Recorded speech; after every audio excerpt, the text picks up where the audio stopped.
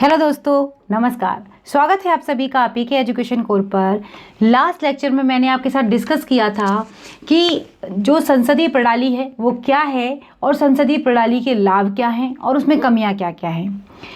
हर चीज़ के दो तथ्य होते हैं, कुछ लाभ होते हैं और कुछ उसमें कमियां भी होती हैं। ऐसा ही सेम अध्यक्षात्मक प्रणाली में भी है कि इसकी क्या क्या विशेषताएं हैं, इसमें कुछ लाभ और इसकी जो कमियां हैं वो आगे आने वाली वीडियो में मैं आपको बताऊंगी।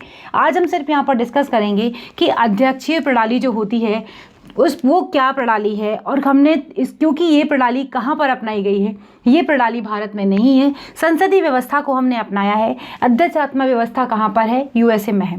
तो यहाँ पर हम बात करेंगे आज अध्यक्षीय प्रणाली की क्या क्या विशेषताएं हैं। और अब अगर आपने पहले वाले वीडियोज़ देखे हैं तो आप अपने दिमाग में इसको कंपेयर भी करिएगा कि क्या क्या चीज़ें अलग हैं, क्योंकि एग्ज़ाम में पूछा जाता है आपसे कि संसदीय व्यवस्था की कौन सी विशेषता नहीं है, या फिर पूछा जाएगा अध्यक्षात्मक प्रणाली की क्या विशेषताएं हैं। 4 ऑप्शन दिए होंगे, उसमें से 3 आपके सामने संसदीय व्यवस्था की होंगी और एक अध्यक्षात्मक प्रणाली की व्यवस्था की होंगी। तो कई तरीके से प्रश्न को घुमाकर आपके सामने रखा जा सकता है और आपको अगर चीज़ें बिल्कुल क्लियर होंगी तो 100% गारंटी है कि आपका प्रश्न गलत नहीं होगा। तो चलिए शुरू करते हैं और देखते हैं। इस प्रणाली में कार्यपालिका के प्रमुख अर्थात राष्ट्रपति का चयन विधानमंडल के सदस्य नहीं करते, बल्कि या तो जनता सीधे चुनती है या जनता द्वारा इसी विशेष उद्देश्य के लिए निर्वाचित निर्वाचक गण होता है, या फिर जो या तो जनता सीधे चुनेगी या फिर एक जनता के द्वारा ही चुना गया जो पूरा निर्वाचक गण होगा वो उसको चुनेगा। लेकिन दोनों ही कंडीशन में क्या होगा, राष्ट्रपति जो होगा वो जनता की पसंद से ही चुना जाता है। अब यहाँ पर बात कर लीजिए, थोड़ी सी बात कर लेते हैं संसदीय व्यवस्था की। संसदीय व्यवस्था में राष्ट्रपति कैसे चुना जाता है? आपको पता है राष्ट्रपति सीधे नहीं चुना जाता है, हमारे यहाँ चुना जाता है प्रधानमंत्री सीधे चुना जाता है जनता के द्वारा, जो कि लोकसभा चुनाव जब संपन्न होते हैं उसके द्वारा जिस दल को बहुमत मिलता है उसी में से राष्ट्रपति किसी एक व्यक्ति को, एक सदस्य को नियुक्त करता है प्रधानमंत्री के लिए।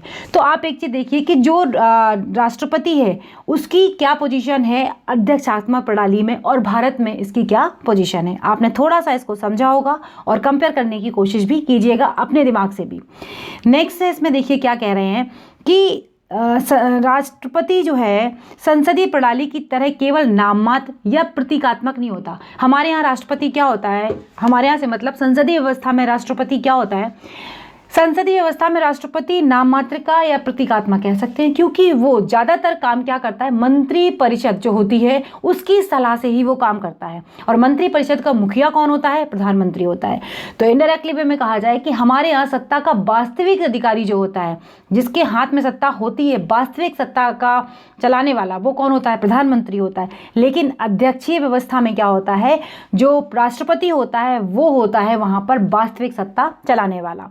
तो राष्ट्रपति संसदीय प्रणाली की तरह नाम मात्र या प्रतीकात्मक नहीं होता है, बल्कि वह वास्तविक राज्याध्यक्ष भी होता है। इसका मतलब ये हुआ कि राज्य की ओर से वो सभी महत्वपूर्ण निर्णय, जितने भी इंपॉर्टेंट निर्णय होंगे वो स्वयं लेता है। उसको किसी की सलाह मानने के लिए या किसी से सलाह लेने की ज़रूरत नहीं है, और अगर वो लेता भी है तो वो बाध्य नहीं है उस चीज़ के लिए कि सलाह उसे वो माननी पड़ेगी। लेकिन भारत में राष्ट्रपति क्या है, राष्ट्रपति सलाह मानने के लिए बाध्य होता है। बस कुछ एक चीज़ें हैं वो मैंने आपको पहले बताई भी है, आगे आने वाले वीडियोस में मैं और क्लियर कर दूंगी कि बस थोड़ा सा डिफरेंस है, जो कुछ निर्णय वो ले सकता है लेकिन सभी के सभी काम वो क्या करता है, मंत्री परिषद की सलाह पर ही काम करता है।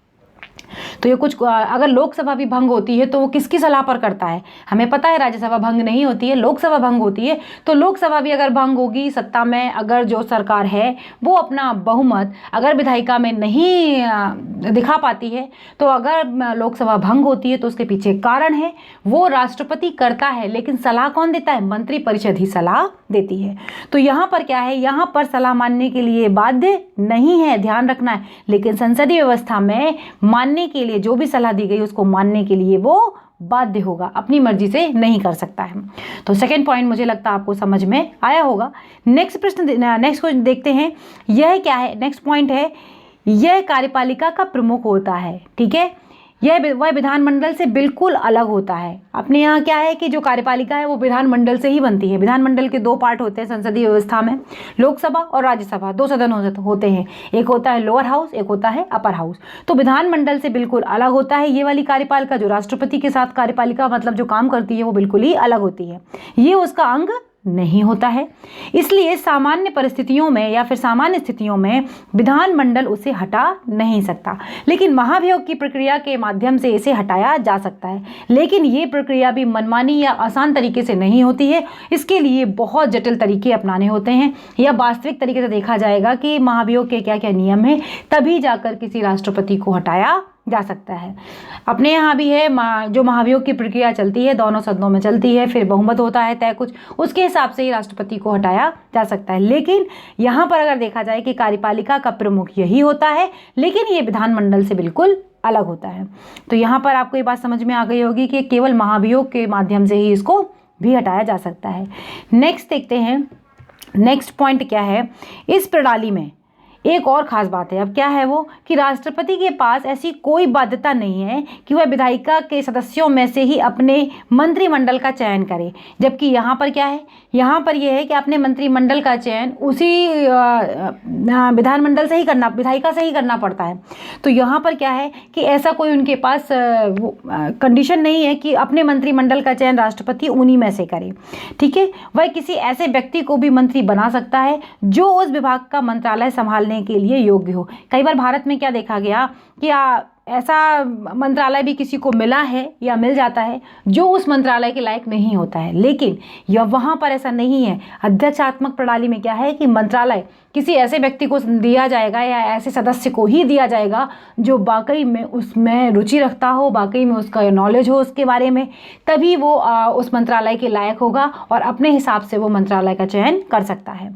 ठीक है ना। तो आपको ये बात भी समझ में आई कि क्या डिफरेंस है यहाँ पर और वहाँ पर। मंत्रिमंडल और मंत्रिपरिषद बहुत अच्छे से आपको समझ में आनी चाहिए। एक और पॉइंट है इसमें, देख लेते हैं। इस प्रणाली में कार्यपालिका और विधायिका, ये बात बहुत दिमाग में क्लियर रखिएगा कि अध्यक्षात्मक प्रणाली की ये बहुत बड़ी विशेषता है कि कार्यपालिका और विधायिका दोनों अलग अलग हैं, एक दूसरे से अलग हैं, एक साथ नहीं है। जबकि भारत में क्या है, विधायिका में ही क्या है, लोअर हाउस है, अपर हाउस है, फिर इन्हीं के द्वारा यहाँ पर राष्ट्रपति चुना जाता है जो हमारा चुना जाएगा, और इन्हीं के हिसाब से हमारा प्रधानमंत्री भी प्रधानमंत्री इसके हिसाब से चुना जाता है। तो जो कुछ भी है वो क्या है, विधायिका है, और ये एक दूसरे से जुड़े हुए हैं। तो इस चीज़ को आपको विशेष ध्यान रखना है। इसलिए राष्ट्रपति को यह शक्ति नहीं है कि वो अपने विवेक के अनुसार विधानमंडल को भंग कर सके। ऐसा नहीं है कि उसके पास है कि चलो वो किसी भी तरीके से इसको भंग कर सकता है, लेकिन संसदीय प्रणाली में क्या है कि मंत्रिमंडल की सलाह पर वो क्या कर सकता है, इसे भंग कर सकता है। तो जो अध्यक्षात्मक प्रणाली है, इसके आगे आने वाले वीडियो में मैं आपको बताऊंगी कि इसके लाभ क्या क्या हैं, ठीक है ना, और इसकी कमियां क्या क्या हैं। मैं उम्मीद करूंगी कि आप इसकी लाभ और कमियां पढ़कर रखें, ताकि जब आप नेक्स्ट वीडियो पढ़ेंगे तो आपको और अच्छे से समझ में आएगा। देखिए, हर चैप्टर को अगर आप वाकई अपने मेंस के लिए तैयार करना चाहते हैं तो मेंस के लिए तैयार करने का सबसे मेन पॉइंट यही है कि आपको अपने दिमाग से सोचना पड़ेगा। अगर आपको मैंने दोनों प्रणालियों के बारे में बता दिया है, संसदीय और अध्यक्षात्मक, तो आपका ये काम बनता है, या फिर ये होमवर्क कहेंगे कि आप ये देखें कि क्या क्या पॉइंट्स अलग अलग हैं, कैसे हम इसको लिख सकते हैं। अगर मैं आपको नहीं भी बताती हूँ लाभ और कमियां या फिर लाभ और हानियां, तो आप कैसे इस चीज़ को समझेंगे, अपने हिसाब से कैसे इसे लिख सकते हैं। तो सबसे अच्छा पॉइंट है, अगर आपको मेंस निकालना है, मैं बार बार कहती हूँ, थिंक, बार बार सोचिए कि मैं इस प्रश्न को किस तरीके से पूछा जा सकता है, या मैं इस प्रश्न को किस तरीके से लिख सकते हैं। जितने, देखिए, लिखना सब लोगों को आता है, लेकिन बात ये होती है कि प्रश्न को अगर 250 शब्दों में समेटने को कहा गया है तो आप 250 में ही रखिए। 150 में कहा गया है तो आप 150 में ही रखिए। लिखने को तो क्या आप 500 शब्द लिख देंगे, और हो सकता है आपको कुछ भी ना आए तो आप 100 लिखने में भी दिक्कत हो आपको। लेकिन बात ये होती है कि अपने सारे महत्वपूर्ण पॉइंट उतने ही, जो आपका क्राइटेरिया है, जितना आपको बताया गया है कि भाई 250 शब्दों में लिखना है, आप उसमें अच्छे से लिख पाएँ। और अच्छे से तभी लिख पाएंगे जब आपकी लेखन की शैली बहुत अच्छी होगी। आप डेली प्रैक्टिस करिए। पहला पॉइंट आपके लिए ये है, हफ्ते में कम से कम 4 से 5 आंसर राइटिंग मिनिमम करिए। मिनिमम मैं बता रही हूँ एक सब्जेक्ट के लिए। आप अगर सारे सब्जेक्ट को मिला के देखेंगे तो आपको कम से कम डेली के 2 से 3 प्रश्न लिखने चाहिए। सिलेक्शन होना बिल्कुल भी आसान नहीं है, बहुत मुश्किल होता जा रहा है दिन दिनों दिन। कई बार अगर आप यूपीपीसीएस की बात करें तो रिजल्ट ही इतने लटक जाते हैं कि आप मत पूछिए। अगर आप यूपीएससी के लिए भी सोचते हैं तो उस हिसाब से भी आपको बहुत अच्छे से लेखन कला आनी चाहिए। तो ये सारी चीज़ें, और डेली आप अपने करंट को पढ़ते रहिए। करंट अफेयर जो है वो डेली का डेली आप पढ़िए, जो आपको प्रश्न इंपॉर्टेंट लगते हैं उनको लिखिए, और हर हफ्ते में पूरी हफ्ते की करंट जो आपने लिखी है उसको रिवाइज करिए। और जब हफ्ते की करंट रिवाइज हो जाए तो पूरे महीने की करंट रिवाइज करिए। जब पूरे महीने की हो जाए तो पिछले जो 3-4 महीने की आपने लिख रखी है वो पूरी करंट अफेयर को आप रिवाइज करिए। पढ़ने का हमेशा एक तरीका होता है, अगर आप पढ़ते जाएंगे और रिवाइज नहीं करेंगे तो जाहिर सी बात है आप इसे भूलते जाएंगे। तो इन सारी चीज़ों को ध्यान में रखिए और अपनी पढ़ाई को लगातार रखिए। ऐसा नहीं कि आज आपने 2 घंटे पढ़ लिए, कल 4 घंटे पढ़ लिए, अगले दिन आपने गोल कर दिया, ऐसा मत करिए। हफ्ते में 1 आध दिन आप आराम से रेस्ट कर सकते हैं, लेकिन फिर भी अपने हिसाब से आपको चीज़ों को एडजस्ट करना है। तो मुझे लगता है जो पॉइंट्स मुझे इंपॉर्टेंट लगे वो मैंने आपसे शेयर किए। अगर आपको वीडियो अच्छा लगा हो तो प्लीज़ लाइक कर देना, शेयर कर देना, और चैनल पर अगर नए हैं तो सब्सक्राइब कर लेना, और कोई कमी लगे तो कमेंट बॉक्स में ज़रूर बताइएगा, मैं आगे उसे ठीक करने की कोशिश करूँगी। अगले वीडियो में फिर मिलेंगे, तब तक के लिए बाय बाय दोस्तों, नमस्कार।